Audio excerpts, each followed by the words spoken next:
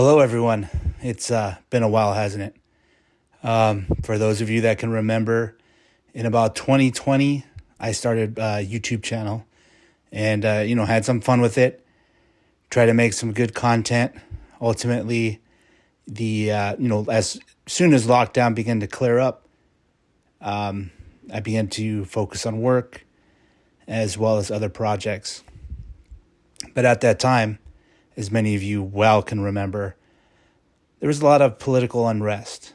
And I've never been one to want to wade into anything political or really take too much of a side. Even as a Christian, a large part of my faith for many years has centered around God's grace and mercy. And I still have those beliefs. I still have those feelings. I still want to see everybody succeed. I still want to see everybody be blessed.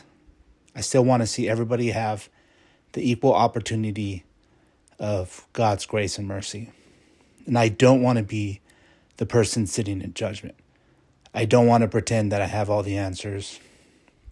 I don't want to pretend that somebody else's life is in my hands and that they have to, do things the way that I see them in order to live a good life. That being said, looking back now 5 years later, and boy, what a 5 years it's been. The last time some of you have seen me, I had hair, I was 100 pounds lighter, and maybe a little less careworn. But I'm still here, and so are you.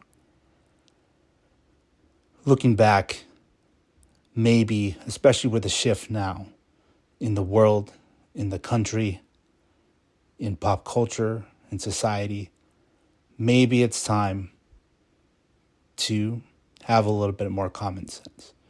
What does that look like? What does that mean? Does that mean I'm going to come on here and tell you who you should have voted for, or whether things are better now or worse now, or if they will get better or will get worse? That's not why I'm here. I'm here to have a conversation. I think one of the worst aspects of the last 16 to 20 years has been the lack of communication. It almost, whatever side you find yourself on, it became imperative to kind of just talk to other people who had the same mindset, who could tell you the things that you wanted to hear, and who would agree with you with whatever you said. Now, I think it's important to have conversations, to converse with the people that we agree with and disagree with. And I think now, more than I've ever seen in a long time, there are diverse people who are having conversations and coming to different conclusions, who are ready to try different solutions for the problems that we seem to be facing over and over and over again. I think that I'm also here because I've been on a journey myself. Not especially in the last 5 years, but maybe even before that. How to reconcile being a person of faith in a secular world. Sometimes I felt that the secular crowd had become a little wiser, a little bit more understanding, a little bit more tolerant than us in Christianity. I really took the approach of apologetics and really trying to find a new way to portray Christ, but that was acceptable and as not offensive as possible to the people I wanted to reach out to. Number one, I found myself going in circles for a long time, years. Maybe it's just now where I'm finding a place that I really feel I can communicate, where I feel I have something to say and to contribute. And the conclusion I've come to is that maybe there isn't a perfect way.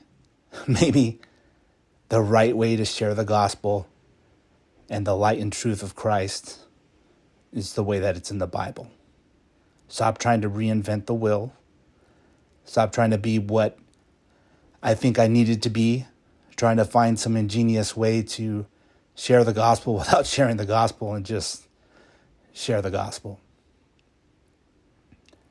This is especially true because, to me, I believe I'm an artist.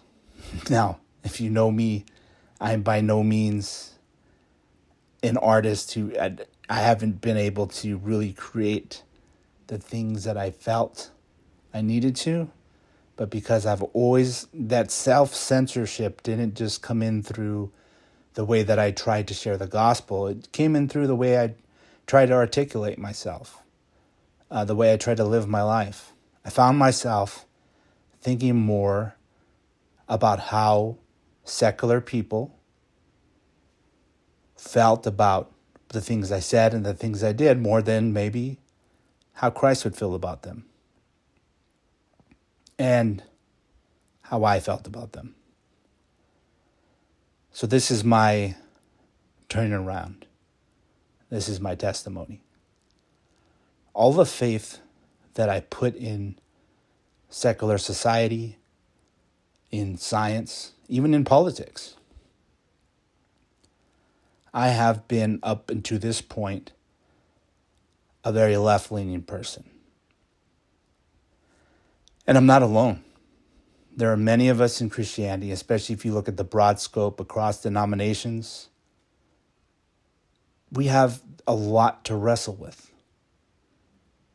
On the one hand, America is one of the few nations that has really allowed for the freedom of religion. And it began with the desire for Christians to be able to proclaim Christ in their own way without intervention of the church. But fast forward to today, some of the church, we are self-censoring ourselves. We're in disagreement. There are some aspects of Christianity that don't even want to claim Christ anymore because it's too offensive to other people. I think we really need to rethink this. And like I said, I don't have the answer, but I'm searching for it. How to approach a more perfect union. How to get Christians to be a little bit more united and focus on maybe what really matters. That in itself will be a fight. Right now, everything matters to everyone, and perspectives could not be further apart in so many issues.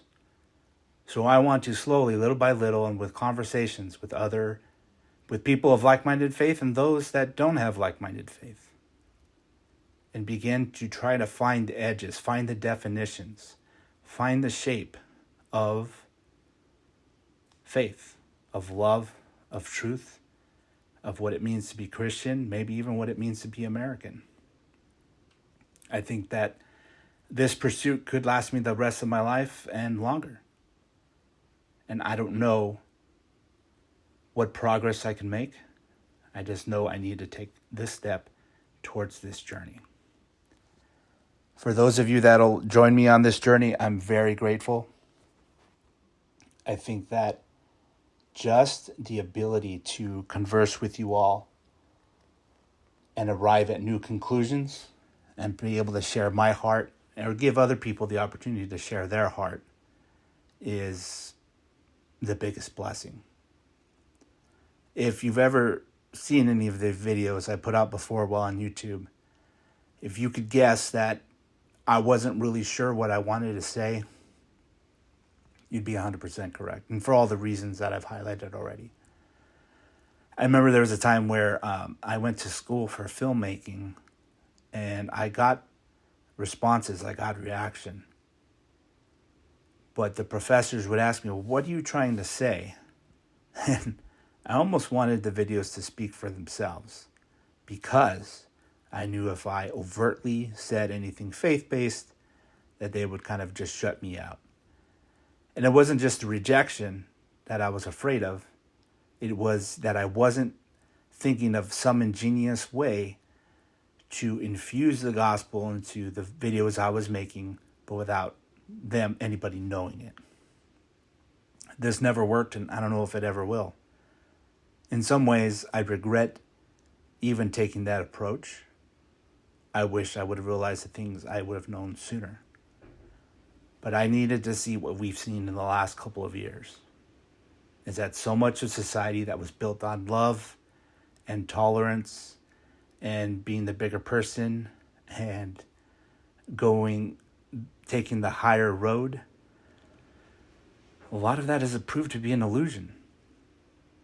Some of the very same people that will tell you they're the most peaceful people you'd ever meet are now calling for the blood of their neighbors and think that they're 100% right and everyone else is 100% wrong.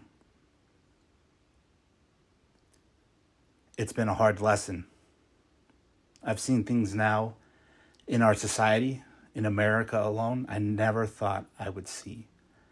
A culture shift in ways that were both reaffirming and incredibly discouraging and terrifying. And so here I am trying to make heads or tails of it. I hope that in your spare time, if you watch some of these videos, you'll join me on this journey. I hope that you comment and that we can have these conversations, whether through whatever platform I'm able to post this, probably Facebook. But I hope that some of you will think about joining me for these videos where we can have conversations and really get to the bottom of where we are. There's so much. There's wars and rumors of wars. There's the coming of AI. The best we can do is hold to our faith and to each other. And that's the point. Thank you for your time. I hope that you'll tune in, not for my sake, but in the collective sense. Because we need to have these conversations. We need to raise all of our voices together. And we need to let our little light shine. Thank you.